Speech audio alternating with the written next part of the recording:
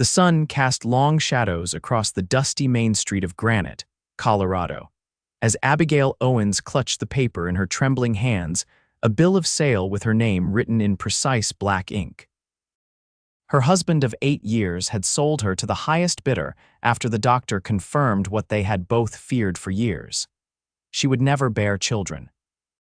The betrayal cut deeper than any physical wound she had ever endured, but somehow she had to find the strength to face whatever awaited her at the end of this journey. It was the spring of 1875, and the stagecoach had deposited Abigail unceremoniously in front of the Granite Hotel, her small trunk containing the only possessions she was allowed to keep. Her light brown hair was pulled back in a simple bun, her blue eyes red-rimmed from crying during the 3-day journey. At 27, she had become property, traded away like livestock because her womb was barren. "Madam, are you Abigail Owens?" A deep voice startled her from her thoughts. She looked up to see a tall man with broad shoulders and a face weathered by sun and wind. His dark blonde hair curled from beneath his hat, and his eyes, a clear gray blue, studied her with intensity but not unkindness. "Yes," she replied, her voice barely above a whisper. "Are you?" "The man who bought me." He removed his hat and held it against his chest. "The name's Frederick Tanner, and I didn't buy you, Miss Owens. I paid off your husband's arrangement, but I don't own you. No one does." Abigail furrowed her brow in confusion. "I don't understand." Frederick Tanner glanced around the busy street, then gestured toward the hotel. "Perhaps we should discuss this somewhere more private." Abigail followed him with trepidation, clutching her small reticule as if it might provide some protection. Inside the hotel, they sat in a quiet corner of the otherwise empty dining room.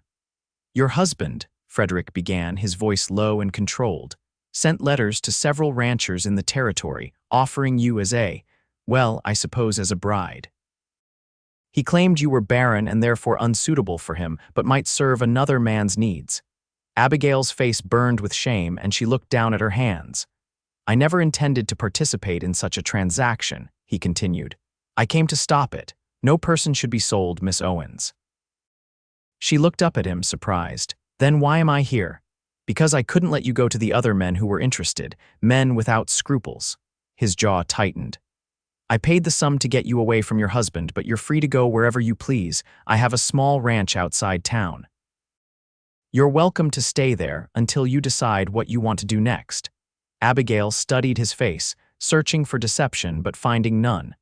"Why would you do this for a stranger?" Frederick's eyes darkened with something that looked like painful memory.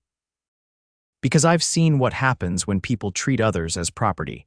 My mother was sold much the same way when I was just a boy. She didn't survive the experience." A heavy silence fell between them. "I don't have anywhere to go," Abigail finally admitted. "My parents are dead." "I have no siblings, no family at all." Frederick nodded slowly. "Then stay as my guest. I have a housekeeper, Mrs. Winters, who lives in the main house. You can have the guest room. It's proper and respectable." Abigail considered her options, which were painfully few. "And what happens after I've stayed a while?" "That's entirely up to you," Frederick said. "But I want you to know something, Miss Owens. I know why your husband sent you away, and it matters not at all to me. Some people can't have children of their own. If they want a family, there are always children who need homes, who need love." He met her eyes directly. "If the time ever came, I would say, then we'll raise others together." Abigail felt the first stirring of hope since she had been handed the letter from her husband explaining her fate. "I think I would like to accept your hospitality, Mr. Tanner, at least until I can determine what to do next." "Good," he said simply, standing and replacing his hat. "My wagon is outside. We should reach the ranch before sundown." The ride to Frederick Tanner's ranch was spent mostly in silence. Abigail watched the landscape change as they left the small town behind, the road winding through pine-covered hills and open meadows where cattle grazed. Spring wildflowers dotted the grasslands, their bright colors a stark contrast to the darkness that had surrounded her life these past weeks. "It's beautiful," she said softly, almost to herself. Frederick glanced at her, a small smile touching his lips for the first time. "That it is. The most beautiful country I've ever seen. That's why I settled here after the war. You fought in the war, he nodded. Union cavalry came west afterward like a lot of men who couldn't go back to what they'd known before. Abigail understood that sentiment all too well. There would be no going back for her either. As they crested a hill, Frederick's ranch came into view. It wasn't as large as some she had seen, but it was well kept, with a sturdy two-story house built of logs and stone, a large barn, and several outbuildings. Fences stretched across the property, enclosing corrals and pastures. It's not much compared to some spreads, Frederick said, but it's mine, free and clear. 1,500 acres, about 100 head of cattle, and some of the finest horses you'll find in Colorado territory. It looks wonderful, Abigail said sincerely. After the uncertainty of the past weeks, the solid permanence of the ranch was reassuring. As they approached the house, a woman emerged onto the porch. She was perhaps 50, with silver streaking her dark hair and a kind but no-nonsense expression on her face. Mrs. Winters, Frederick called as he brought the wagon to a stop. This is Miss Abigail Owens. She'll be staying with us for a time, Mrs. Winters came down the steps to greet them, her eyes curious but warm. Welcome to Tanner Ranch, Miss Owens. I've prepared the guest room for you. Thank you, Abigail said, surprised. Mr. Tanner, how did Mrs. Winters know to prepare a room? Frederick helped her down from the wagon. I sent word ahead when I received your husband's correspondence. I wanted to be prepared, whatever happened. That evening, after a simple but hearty meal, Abigail sat in the guest room, unpacking her few belongings. Mrs. Winters had provided fresh water for washing and clean linens for the bed. The room was plain but comfortable, with a window that looked out over the mountains to the west. A soft knock at the door drew her attention. Miss Owens, it was Mrs. Winters. May I come in? Of course, Abigail answered, closing her trunk. Mrs. Winters entered carrying a bundle of fabric. I thought you might need some additional clothes. These belonged to Mr. Tanner's sister when she visited last summer. She's about your size, I'd say. His sister. I didn't realize he had family nearby. She lives in Denver with her husband, Mrs. Winters explained, laying the clothes on the bed. They visit a few times a year. Good people, the Tanners. Abigail ran her hand over the simple but well-made dresses. This is very kind. Please thank Mr. Tanner for me. Mrs. Winters gave her a knowing look. You can thank him yourself at breakfast. He's usually up before dawn, but we eat at 7. She paused at the door. Miss Owens, I don't know your circumstances, and it's not my place to ask, but I want you to know that Mr. Tanner is a good man, one of the best I've known. Whatever brought you here, you're safe now. After Mrs. Winters left, Abigail stood at the window, watching the sun set behind the mountains. For the first time since receiving her husband's letter, she allowed herself to truly feel the pain and humiliation of being discarded because she couldn't fulfill what he saw as her primary duty. She had loved Edward once, or thought she had. 8 years of marriage, of trying to conceive a child, had turned that love to resentment and finally to cruelty on his part. And now she was here, dependent on the charity of a stranger who had so far shown her more kindness than her husband had in years. The following morning, Abigail woke to the sounds of the ranch coming to life, roosters crowing, horses nickering, men calling to each other as they began the day's work. She dressed in one of the borrowed dresses, a simple blue calico that fit her reasonably well, and made her way downstairs. Frederick was already at the table reading a newspaper while sipping coffee. He stood when she entered, folding the paper aside. Good morning, Miss Owens. I trust you slept well. Yes, thank you, she replied, taking the seat he held out for her. And thank you for the loan of the clothes, Mrs. Winters said they belong to your sister, he nodded. Margaret doesn't get out to the ranch often enough to need them here. She'll be pleased they're being used. Mrs. Winters brought plates of eggs, bacon, and biscuits, along with more coffee and a pot of strawberry preserves. The food was simple but delicious, and Abigail realized how little she had eaten in the past days. I thought you might like to see the ranch today, Frederick said as they ate, unless you'd prefer to rest after your journey. I would like to see it, Abigail said. I grew up on a small farm in Missouri. I miss being around animals and growing things. Frederick's expression brightened. Then you might enjoy helping Mrs. Winters with the kitchen garden. She's been complaining that I don't provide enough help for her to expand it as she'd like. I would enjoy that very much, Abigail said, a genuine smile crossing her face for the first time since her arrival. After breakfast, Frederick showed her around the ranch, the barn with its stalls for horses and milk cows, the chicken coop, the smithy where a man named Thomas was shoeing a horse, the bunkhouse where the handful of ranch hands lived. It's not a large operation, Frederick explained as they walked. Just enough men to handle the cattle and keep things running. Most have been with me since I started the ranch after the war. The men tipped their hats respectfully to Abigail as they were introduced, their curious glances quickly averted when they caught Frederick's eye. It was clear they had questions about her presence but knew better than to ask them. As the days passed, Abigail fell into a routine at the ranch. She helped Mrs. Winters with cooking and the garden, learned to collect eggs without getting pecked by the cantankerous hens, and began to feel useful again. The physical work was therapeutic, keeping her mind from dwelling too much on her situation. Frederick was often busy with ranch work, but he made time to speak with her each day, usually at meals. He was unfailingly polite and respectful, treating her more like an honored guest than a woman he had essentially purchased, regardless of his intentions. A week after her arrival, Abigail was in the garden when she heard the sound of children's laughter. Curious, she looked up to see Frederick walking toward the house with two young boys, perhaps 8 and 10 years old. The children spotted her and fell silent, suddenly shy. "Miss Owens," Frederick called, "I'd like you to meet some friends of mine. This is Daniel and James Wilson. Their father works for the stage line." Abigail smiled at the boys. "It's nice to meet you, Daniel and James." The younger boy, James, spoke up. "Are you Mr. Tanner's new lady friend?" Pa said he brought home a lady friend. Frederick cleared his throat, looking uncomfortable. "James, that's not, it's all right," Abigail said, amused despite herself.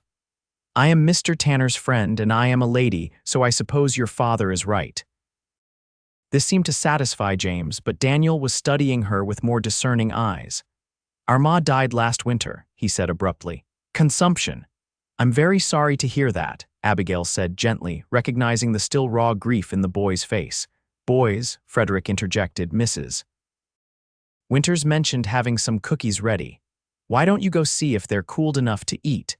The children needed no further prompting, racing toward the house. Frederick watched them go with a fond expression before turning to Abigail. "Sorry about that. Tom Wilson brings them by sometimes when he's making deliveries. Their mother's death hit them hard, especially Daniel." "They seem like good boys," Abigail said, returning to her weeding. "Do many families live nearby?" Frederick knelt to help her, pulling at the stubborn dandelions. "Not many. The Wilsons live in town. There's the McCarthy family about 3 miles east. They have 5 children, a few others scattered about." "You're good with them," she observed. "The boys, I mean," he shrugged, looking slightly embarrassed. "Children are usually honest. I appreciate that." Later that evening, after the Wilson boys had gone home with their father and the ranch had settled into its nighttime quiet, Abigail found Frederick on the porch, smoking a pipe and gazing at the stars. "May I join you?" she asked hesitantly. He stood immediately. "Of course." He pulled a second chair close to his. "The night's a bit cool. Would you like a blanket?" "No, thank you. The air feels good after being inside all day." She sat, arranging her skirts. "It's beautiful here at night, so many stars." "One of the reasons I chose this land," Frederick said, settling back into his chair. "I camped here during the war just for one night, promised myself I'd come back someday." They sat in companionable silence for a while, the only sounds the distant lowing of cattle and the occasional hoot of an owl. "Mr. Tanner," Abigail finally said, "I've been here a week now, and while I appreciate your hospitality greatly, I can't help but wonder what your expectations are." Frederick turned to look at her, his face half in shadow. "My expectations? Yes, you've been very kind, but I'm not sure what my place is here. Am I a guest, a servant? I need to know what you want from me." He was quiet for a long moment, tamping out his pipe and setting it aside. "What I want," he said carefully, "is for you to have time to heal, Miss Owens, to decide what you want for your life without pressure or obligation, that's all. And if I decide I want to leave, then I'll help you get wherever you wish to go." He looked at her directly. "I meant what I said when you arrived. You're not my property. You're free to make your own choices. Abigail studied his face in the moonlight, trying to reconcile this man with everything she had been taught about men's expectations. Her father had been kind but firm in his belief that a woman's place was as wife and mother. Her husband had been less kind in expressing the same view. "What if I want to stay?" she asked softly. Frederick's expression changed subtly, a flicker of something crossing his features before he controlled it. "Then you're welcome to stay in whatever capacity you choose. As a paid housekeeper, if you wish, Mrs. Winters could use the help. And if I wished for another capacity." Now he looked genuinely startled. "Miss Owens, I'm not proposing marriage, Mr. Tanner," she said quickly, feeling her face flush. "I don't know what I mean, actually." She stood abruptly. "Please forgive me, this conversation has become inappropriate." Frederick stood as well, placing a gentle hand on her arm. "No, please, there's nothing to forgive. I just don't want you to feel any obligation toward me because of how you came to be here." Abigail looked up at him, suddenly very aware of how close they were standing. "I don't feel obligated. I feel grateful. There's a difference." His hand was still on her arm, warm through the thin fabric of her sleeve. "Gratitude can sometimes be mistaken for other feelings," he said quietly.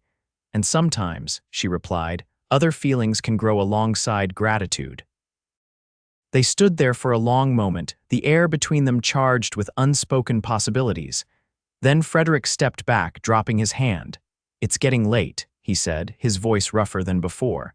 "We should both get some rest." Abigail nodded, understanding his reluctance. It was too soon, too complicated. "Good night, Mr. Tanner. Good night, Miss Owens." As she climbed the stairs to her room, Abigail wondered at her own boldness. She had been raised to be modest and proper, and here she was practically throwing herself at a man she had known for only a week. But there was something about Frederick Tanner that made her feel safe enough to speak her mind, to acknowledge the attraction growing between them. The next morning brought rain, a steady spring shower that soaked the thirsty land. Abigail helped Mrs. Winters with indoor chores, mending, baking, cleaning the glass hurricane lamps.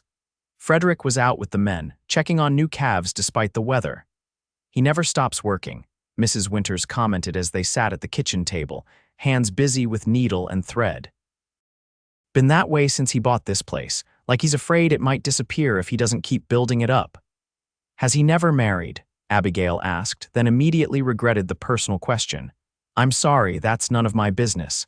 But Mrs. Winters didn't seem offended. "There was a girl before the war. They were to be married when he returned, but she couldn't wait, took up with a merchant who hadn't gone to fight. When Frederick came back, she was already married with a baby on the way.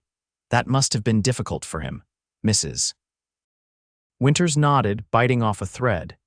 "He doesn't speak of it, but yes, he came west to start fresh, like many did. Worked cattle drives, saved every penny, then bought this land. Built everything you see with his own hands and sheer determination." Abigail thought about this as she worked, picturing Frederick as a younger man, heartbroken and determined, creating a home out of wilderness. It explained something of his reserve, his careful politeness. The rain continued through the day and into the next, turning the ranch yard to mud and keeping everyone close to home. By the third day, when the sun finally emerged, Abigail was restless for fresh air and activity. She found Frederick in the barn, examining the hoof of a chestnut mare. He looked up as she entered, his face lighting with a smile that made her heart beat faster. "Miss Owens, came to escape the house." "Yes," she admitted. "Mrs. Winters is in a cleaning frenzy now that the rain has stopped. I offered to collect eggs if the hens have laid any." Frederick gestured to a basket on a nearby shelf. "Help yourself. Just watch out for the speckled hen. She's particularly protective of her eggs." Abigail took the basket and headed for the chicken coop attached to the side of the barn. As she collected eggs, she could hear Frederick speaking softly to the mare, his deep voice soothing and patient. When she returned, he was brushing the horse's gleaming coat. "She's beautiful," Abigail said, admiring the mare. "This is Duchess," Frederick said, patting the horse's neck. "Best cow horse on the ranch, smart as they come." Abigail set down the basket and approached cautiously, hand outstretched. The mare sniffed her fingers, then nudged her hand for attention. "She likes you," Frederick observed. Do you ride, Miss Owens? I used to as a girl. It's been many years, though. He seemed to consider something. The ground's still wet for a proper ride, but if you'd like, we could take a short one tomorrow. There's a view not far from here that's particularly fine after a rain. Abigail smiled, pleased by the invitation. I would like that very much. True to his word, the next morning Frederick had 2 horses saddled and waiting after breakfast. For Abigail, he had chosen a gentle palomino named Sunny. She's steady and patient, he explained, helping Abigail mount. Perfect for someone getting reacquainted with riding. The day was clear and bright, the recent rain having washed the air clean and brought out vivid greens in the spring grass and trees. They rode at an easy pace, Frederick pointing out landmarks and telling her stories about the land and its history. The Ute Indians used to summer in these valleys, he explained as they followed a creek through a meadow dotted with wildflowers. They know this land better than any of us ever will. Some still come through, though most have been moved to reservations now. Do you know them well? Abigail asked, curious about his respectful tone when speaking of the native people. I trade with them sometimes. They bring beautiful beadwork and tanned hides. I give them coffee, sugar, things they can't easily get. They've taught me a lot about this country, which plants are medicinal, how to read weather patterns, where to find water in dry times. They rode for about an hour, climbing gradually through pine forest until they emerged on a rocky outcropping that overlooked the valley. Below them stretched Frederick's ranch, the buildings looking like toys from this height. Beyond lay rolling hills, other scattered ranches and farms, and in the far distance the faint outline of granite. Oh, Abigail breathed, taking in the vista. It's magnificent. Frederick dismounted and helped her down from Sunny. They stood side by side, gazing at the panorama. I come up here sometimes when I need to remember why I work so hard, he said quietly. When winter's been too long or a dry spell threatens the cattle, seeing it all laid out like this, it puts things in perspective. Abigail glanced at him, struck by the poetry in his words, so at odds with his usual practical manner. It makes one feel small and large at the same time, doesn't it? Small against all this vastness, but large for being able to comprehend it. He looked at her with surprise and something like admiration. Yes, exactly that. Then he smiled. You're not what I expected, Abigail Owens. It was the first time he had used her given name, and the sound of it in his deep voice sent a pleasant shiver through her. What did you expect? He shrugged, looking slightly embarrassed. I'm not sure, someone more. Broken, perhaps, by what happened to you. I am broken, she said softly, but not in ways that show on the outside. And being here with the mountains and the sky, and she hesitated, then finished. And with kind people, it helps the broken places to start mending. Frederick's expression softened, and for a moment, Abigail thought he might reach for her hand. Instead, he turned back to look at the view. I'm glad for that. They stayed for a while longer, sitting on sun-warmed rocks and talking of small things' favorite books. He surprised her by admitting a fondness for Dickens, childhood memories. She made him laugh with stories of trying to tame a raccoon as a pet, dreams for the future carefully, tentatively shared. As they prepared to ride back, dark clouds began to gather over the distant mountains. We should head down, Frederick said, frowning at the sky. Spring storms can come on quickly here. I don't like the look of those clouds. They mounted and began their descent, moving more quickly than on the way up. The horses seemed to sense the urgency, picking their way carefully but steadily down the trail. They were still about 20 minutes from the ranch when the storm hit, not rain this time, but hail. Small pellets at first, then larger, striking painfully against any exposed skin. There's a line shack just ahead, Frederick called over the increasing roar of the storm. We can wait it out there. He led them off the main trail and through a stand of pines to a small, sturdy cabin. They dismounted quickly, and Frederick led the horses to a lean-to attached to the side of the shack while Abigail hurried inside. The cabin was simple, one room with a small iron stove, a rough wooden table with 2 chairs, a narrow bed against one wall, and shelves stocked with basic supplies. It was clean and dry, though, and blessedly protected from the hail now bouncing violently off the roof and ground outside. Frederick entered a moment later, shaking water from his hat. The horses are settled. They'll be fine under the shelter. He glanced at Abigail, concern in his eyes.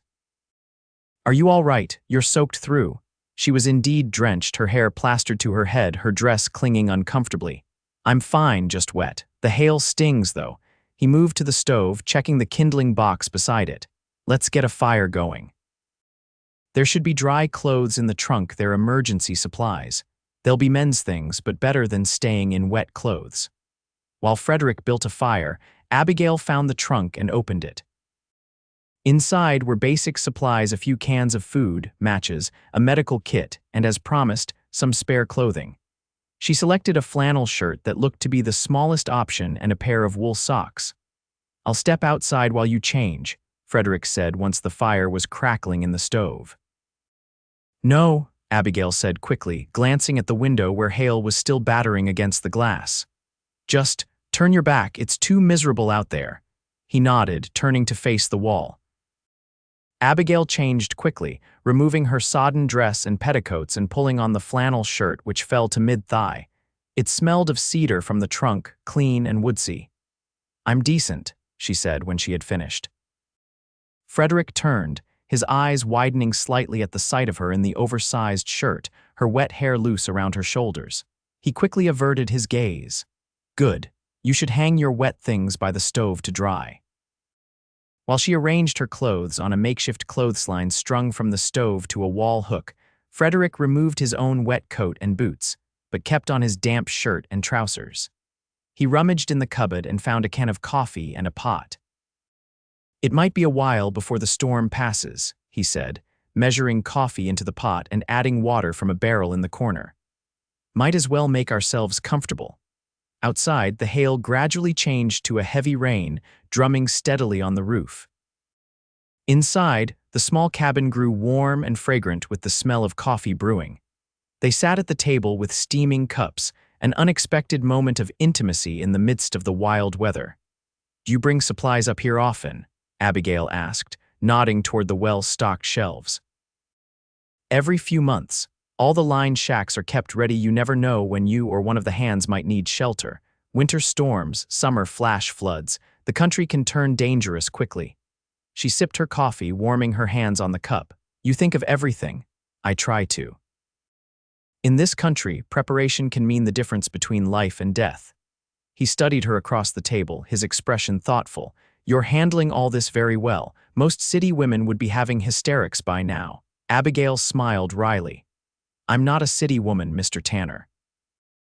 I grew up on a farm, remember, and after what I've been through recently, a little hailstorm hardly seems worth hysterics. He acknowledged this with a nod. Still, you've shown remarkable resilience. It's admirable, thank you. She hesitated, then added, and please, after all this time, I think you might call me Abigail. Abigail, he repeated, a small smile touching his lips. Then you must call me Frederick.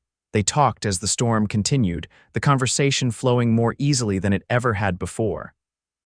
Perhaps it was the intimacy of the small cabin, or the unusual circumstances, but Abigail found herself telling Frederick things she had never shared with anyone, her childhood dreams of becoming a teacher, her grief when her parents died of fever within weeks of each other, her initial happiness at marrying Edward, and the slow disillusionment as his true nature revealed itself.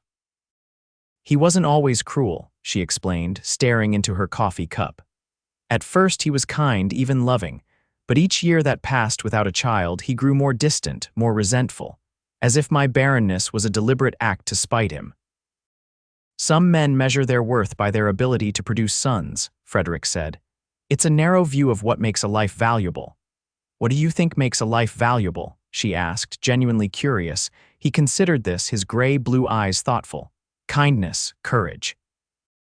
The willingness to help others, the ability to find joy in small things.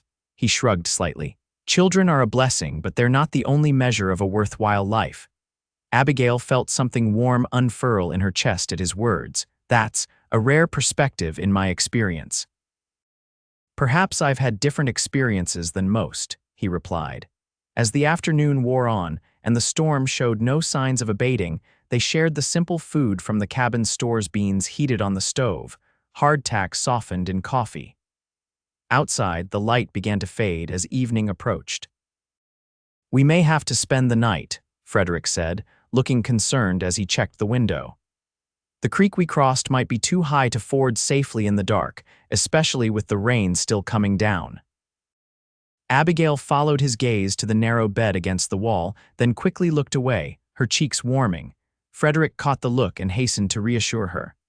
"I'll sleep on the floor, of course. There are extra blankets in the trunk." "Don't be ridiculous," she said, trying to sound practical rather than nervous. "The floor is cold and hard, and you're too tall to be comfortable. The bed is small but adequate for two if we're careful." He looked at her for a long moment, his expression unreadable. "Are you certain?" "I don't want you to feel uncomfortable." "I'm certain," she said, more confidently than she felt. "We're both adults, and it's not as if we haven't been living under the same roof for weeks now." As night fell, the awkwardness Abigail had been trying to ignore became impossible to dismiss. They prepared for bed with careful courtesy, each hyper-aware of the other's movements in the small space. Frederick added wood to the stove to keep the cabin warm through the night, while Abigail arranged the blankets on the bed. "I'll turn my back again while you get settled," Frederick said, his voice gruff. Abigail slipped under the covers, pulling them up to her chin. "I'm ready." Frederick extinguished the lamp, leaving only the red glow from the stove to illuminate the cabin. She felt the bed dip as he sat on the edge to remove his boots, then carefully stretched out beside her, staying as close to the edge as possible. They lay side by side, not touching, staring up at the dark ceiling while the rain continued its steady rhythm on the roof. "Are you comfortable?" he asked after a moment. "Yes," she lied. In truth, she was acutely aware of every inch of her body, especially the parts closest to him. The bed was narrow enough that she could feel the heat radiating from him, smell the clean scent of his skin. "Are you?" "Fine," he said, equally unconvincingly. They lay in silence for a while, neither of them relaxing, neither of them likely to sleep in such a state. Finally, Abigail turned on her side to face him, though she could barely make out his profile in the dim light. "This is silly," she said softly. "We're both adults, as I said before." "There's no reason to be so uncomfortable." Frederick turned his head toward her. "It's not that simple, Abigail. You're under my protection. I don't want to take advantage of the situation." "You're not taking advantage of anything," she said, feeling a surge of boldness. "I'm making my own choices, and right now I choose not to spend the night pretending I'm not aware of you beside me." She heard his sharp intake of breath. "Abigail, I know it's too soon," she continued, the words coming in a rush now. "I know we barely know each other. But I also know that I feel more comfortable, more myself, with you than I ever did in 8 years of marriage. That must mean something." Slowly, hesitantly, Frederick turned to face her. In the faint light, she could see the conflict in his eyes. "It does mean something," he said quietly.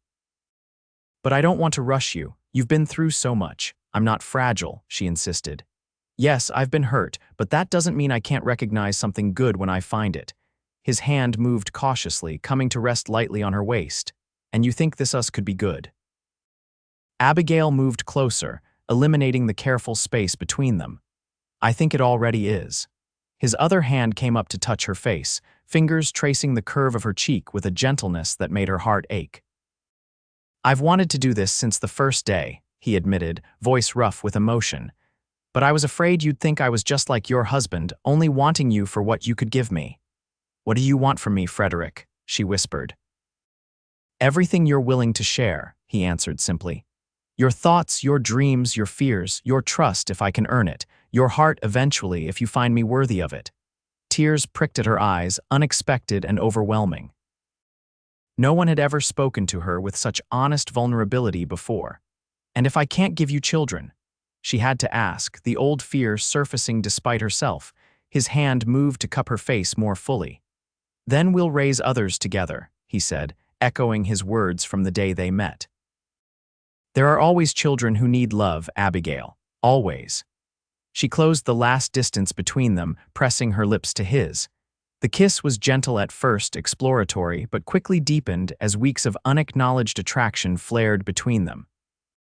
His arms encircled her, pulling her flush against his body, and she melted into his embrace, feeling for the first time the rightness of being held by someone who truly saw her for who she was. When they finally broke apart, both breathing heavily, Frederick rested his forehead against hers. "We should stop," he said reluctantly. "If we continue, I won't want to stop at all." Abigail slid her hands into his hair, keeping him close. "What if I don't want to stop either?" He pulled back slightly to look into her eyes. "Are you certain? I don't want you to regret anything."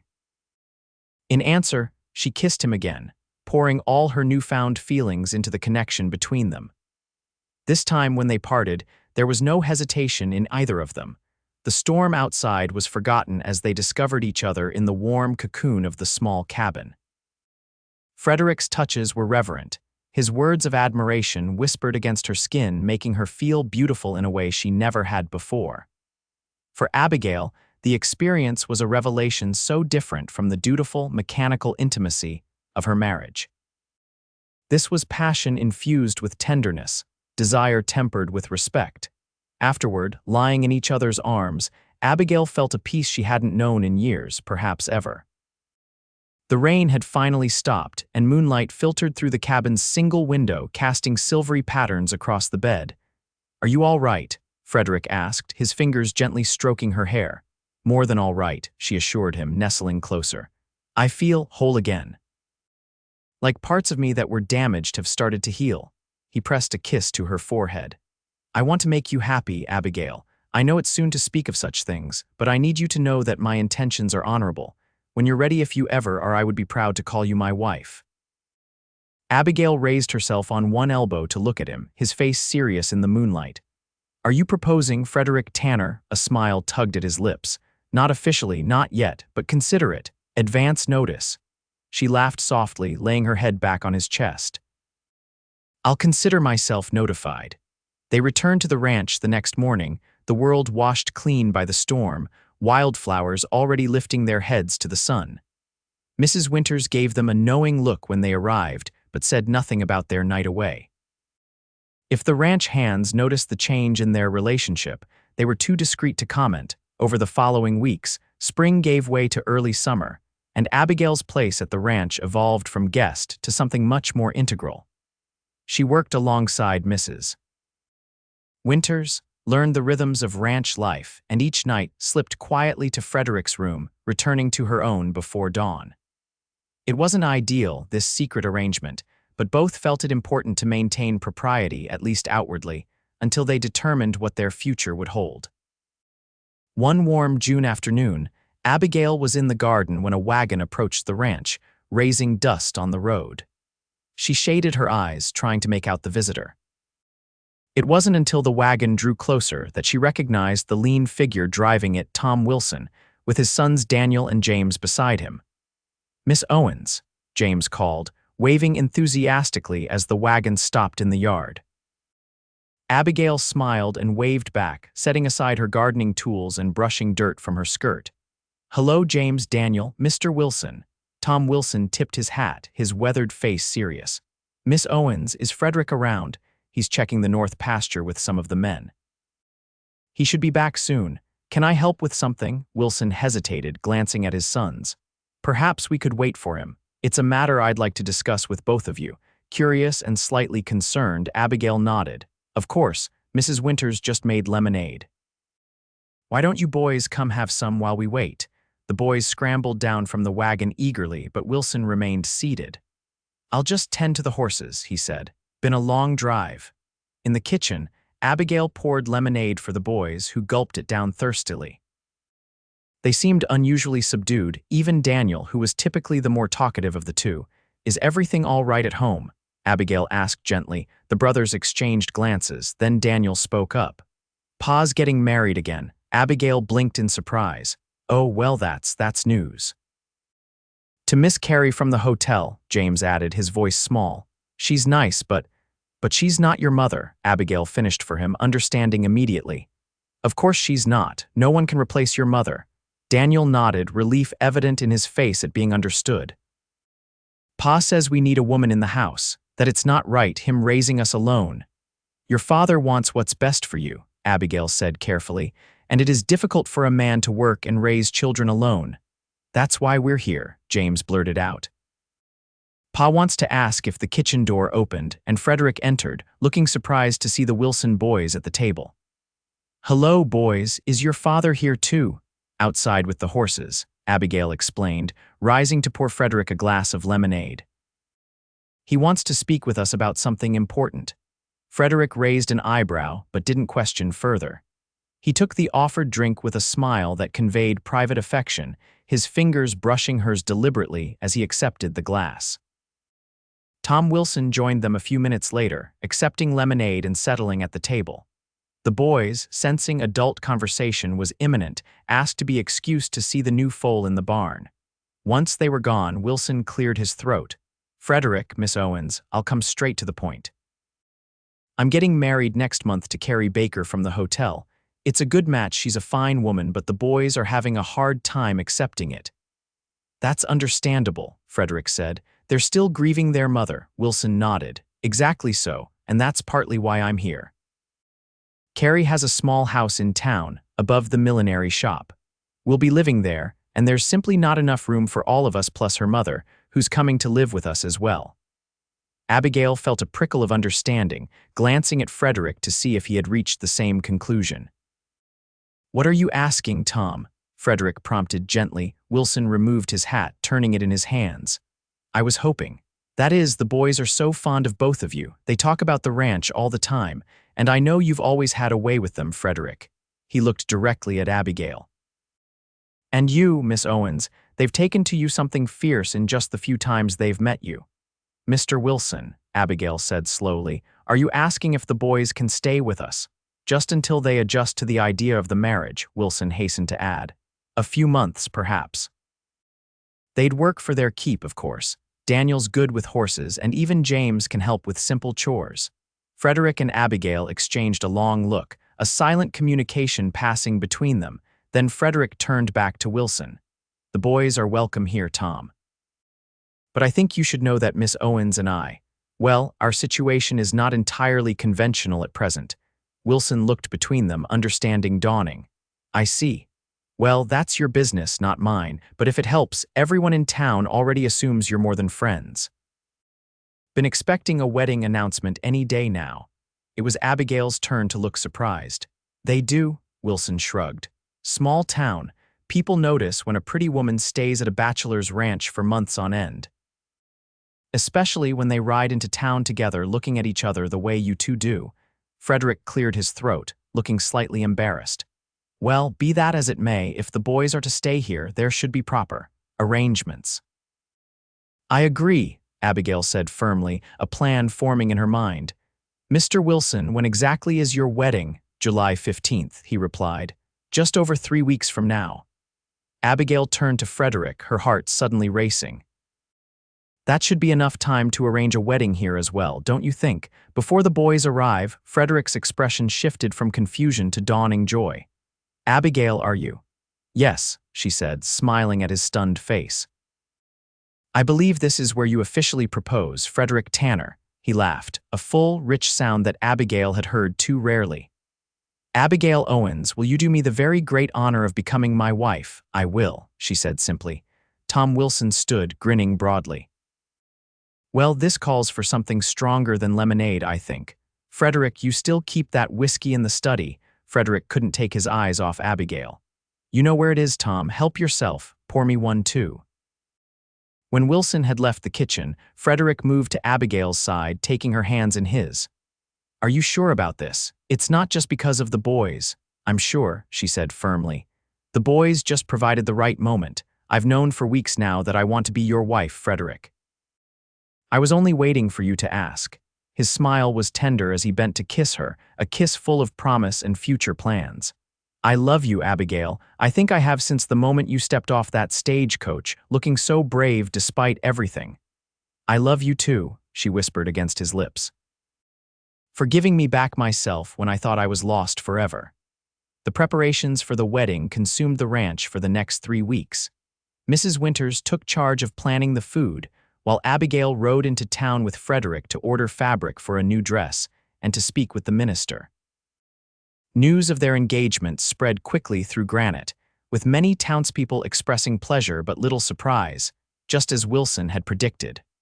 Margaret Tanner arrived from Denver a week before the ceremony, bringing her husband and her 3-year-old daughter, Lily. She embraced Abigail warmly upon meeting her. "Frederick's letters have been full of you," she confided. "I haven't seen him this happy in years."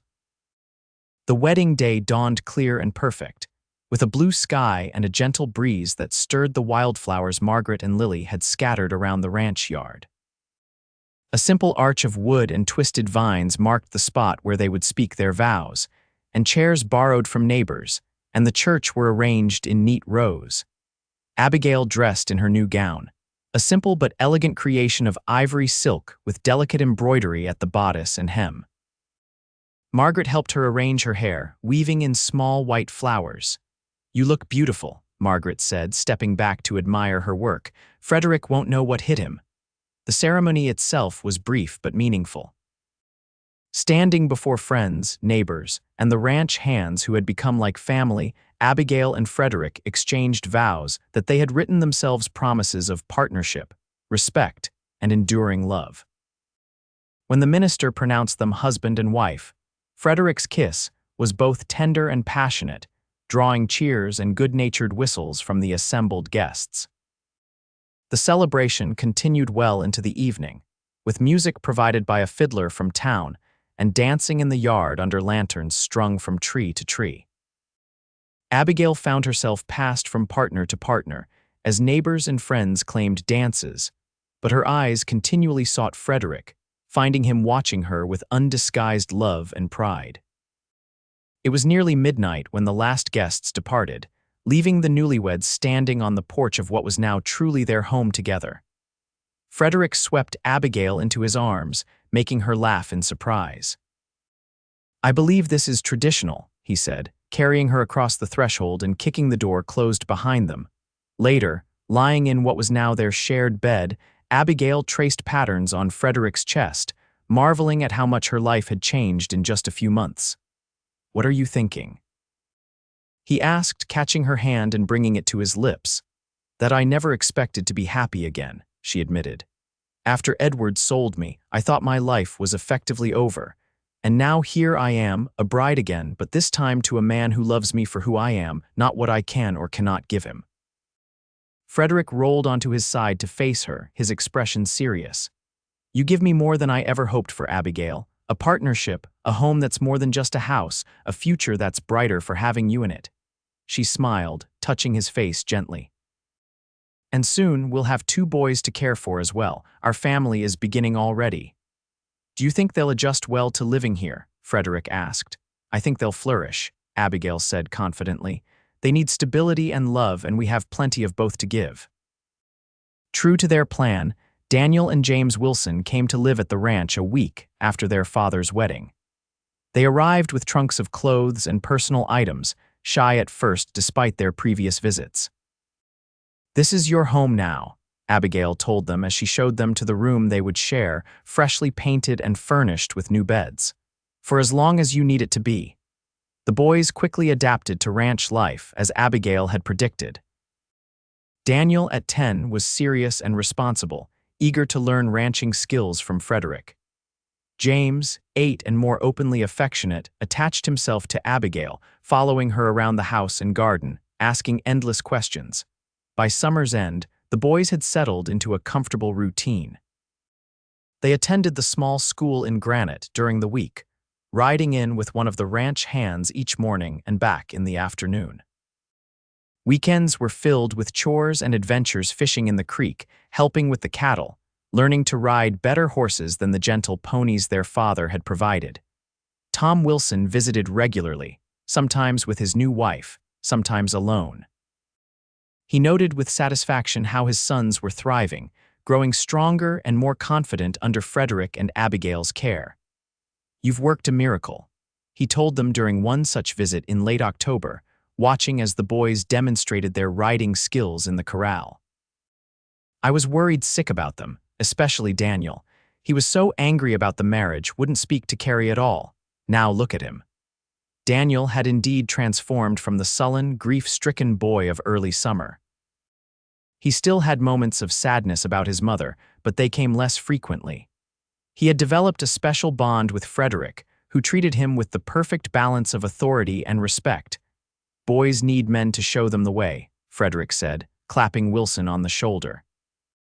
"But they need women too. Abigail's been good for them in ways I couldn't be." It was true. Abigail had found unexpected fulfillment in caring for the boys, helping with schoolwork, tending to skinned knees and hurt feelings, teaching them the small domestic arts that their mother would have: how to sew on a button, how to make a simple meal, how to write a proper thank you note. As autumn deepened toward winter, the subject of the boys' eventual return to their father's home was raised. Carrie Wilson had given birth to a healthy baby girl, and the family had moved to a larger house on the edge of town. "There's plenty of room for the boys now," Wilson explained during a December visit. "Carrie's mother has her own little cottage out back. We could have them home by Christmas if that suits." Abigail and Frederick exchanged glances, both feeling the same reluctance to see the boys go, but knowing it was not their decision to make. "Perhaps we should ask Daniel and James what they want," Frederick suggested diplomatically. The conversation with the boys that evening was emotional. Daniel, practical as always, saw the logic in returning to live with their father and new sister. "We should know her," he said seriously. "She's our sister, even if she's only a half-sister." James was less convinced. "But this is our home now," he protested, tears welling in his eyes. "You and Mrs. Tanner are. Well, you're like our parents too." Abigail gathered him into a hug.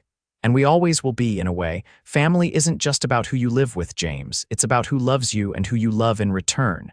In the end, a compromise was reached. The boys would return to their father's home after Christmas, but would spend weekends and school holidays at the ranch as often as they wished.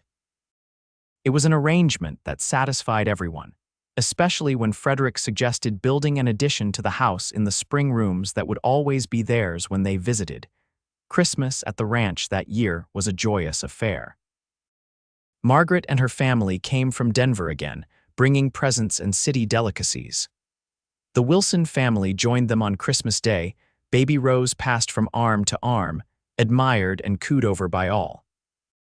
The house rang with laughter and conversation. The long table in the dining room expanded to its full length to accommodate everyone. As twilight fell and the visitors departed, Frederick and Abigail stood on the porch, watching the Wilson wagon disappear down the snow-dusted road, the boys waving until they were out of sight. "It'll be quiet without them," Abigail said, leaning into Frederick's embrace. "Only for a few days," he reminded her. "They'll be back for New Year's." She nodded, turning in his arms to look up at him. "I have something to tell you, a Christmas gift I couldn't wrap." Frederick raised an eyebrow, curious. "Oh," Abigail took his hand and placed it gently on her stomach.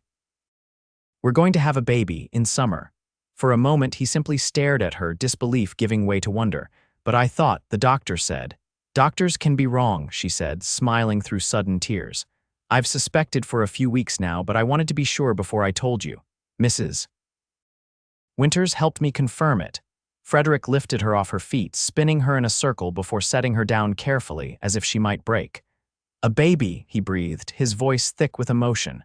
Our baby," she agreed, laughing at his exuberance. "One of many children we'll raise together, I hope. Some born to us, some like Daniel and James, who need love wherever they can find it." He kissed her then, there in the winter twilight, with snow beginning to fall gently around them.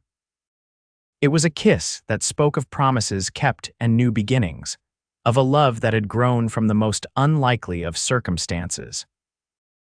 In July of 1876, as the nation celebrated its centennial, Abigail gave birth to a son they named Thomas Frederick Tanner, a healthy, strong, lunged boy with his father's gray-blue eyes and his mother's determined chin. Daniel and James, spending the summer at the ranch as planned, were as proud as if the baby were their own brother. "In a way, he is," Abigail told them as they peered into the cradle at the sleeping infant. "Family is who you choose, as much as who you're born to." Over the years that followed, the Tanner family continued to grow. A daughter, Elizabeth, arrived 2 years after Thomas, followed by another son, Michael, 2 years after that. The addition to the house expanded accordingly. with more rooms added for the growing family and for the steady stream of visitors who found welcome and acceptance at the ranch. Daniel and James maintained their special place in the family, becoming big brothers not only to the Tanner children, but also to other children who found temporary or permanent homes at the ranch, orphans from the town, children of ranch hands who needed care while a parent recovered from illness or injury, native children whose families had been displaced. Frederick and Abigail became known throughout the territory for their willingness to open their home to those in need, especially children. "Everyone deserves love," Abigail would say when asked why they did it, "and there's always room for one more at our table." On their 10th wedding anniversary, as they sat on the porch watching their children both born and chosen playing in the summer twilight, Frederick took Abigail's hand in his. "Do you ever think about how we began?" he asked. "How close we came to never meeting at all?" Abigail leaned her head against his shoulder, remembering the frightened, heartbroken woman who had stepped off the stagecoach in Granite all those years ago. "I think about it often," she admitted, "how something that seemed like the end of everything was actually the beginning." Frederick pressed a kiss to her temple. "When I saw you that day, so brave despite everything, I knew you were special. I just never imagined how completely you would change my life." "We changed each other's lives," she corrected gently, "and all of these children's lives too." She gestured toward the yard where Thomas was teaching a new arrival, a shy 6-year-old named Sarah, how to throw a ball. "No regrets?" Frederick asked, though he knew the answer.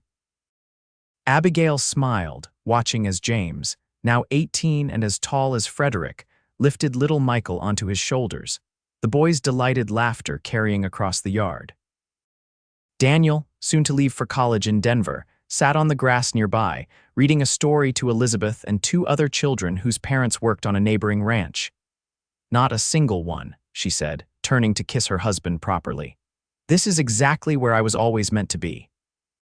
As the sun set behind the mountains, painting the sky in shades of gold and pink, the Tanner family gathered on the porch steps for a photograph Frederick and Abigail in the center, surrounded by their biological children and the many others who had found love and acceptance in their home.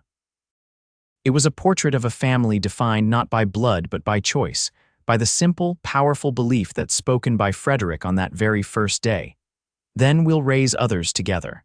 And so they had.